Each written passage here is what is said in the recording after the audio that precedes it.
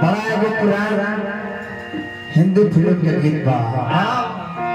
लता मंगेशकर के एगो बहन रहली आशा भोसले। उनका बड़ा प्यारा नगमा बा।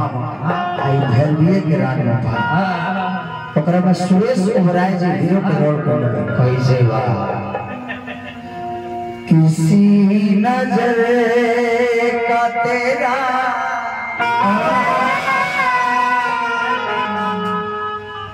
इंतजारिया जी नजर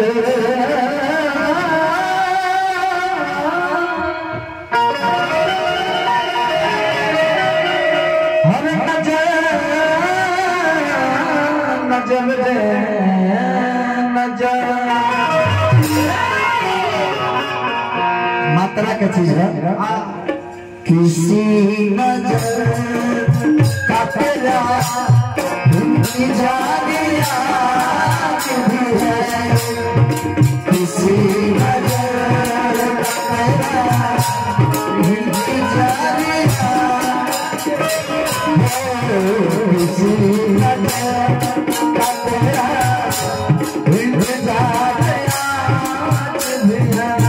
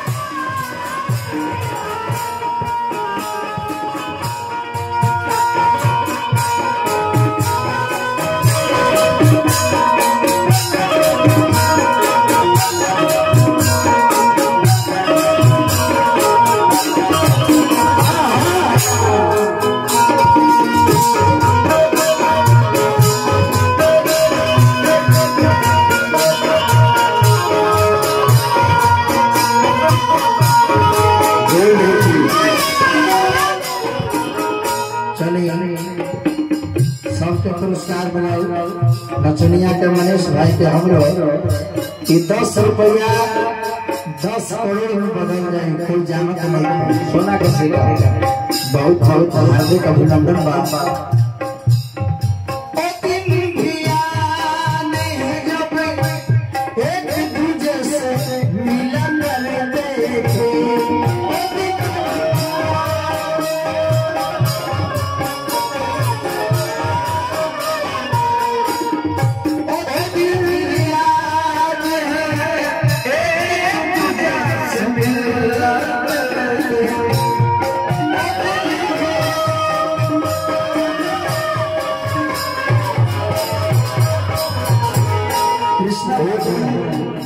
हमारा कृष्णा भाई की तरफ से कृष्णा भाई बहुत बहुत हार्दिक अभिनंदन। अपना कीमती समय दिए हार्दिक अभिनंदन। बाबा चाचा जो भी उपस्थित है सबका स्वागत है। ओ दुनिया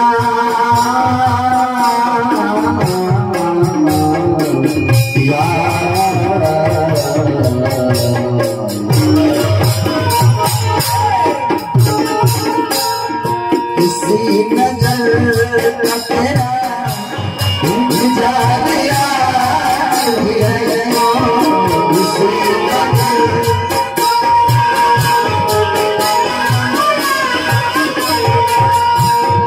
कहाँ तेरा मैं दिल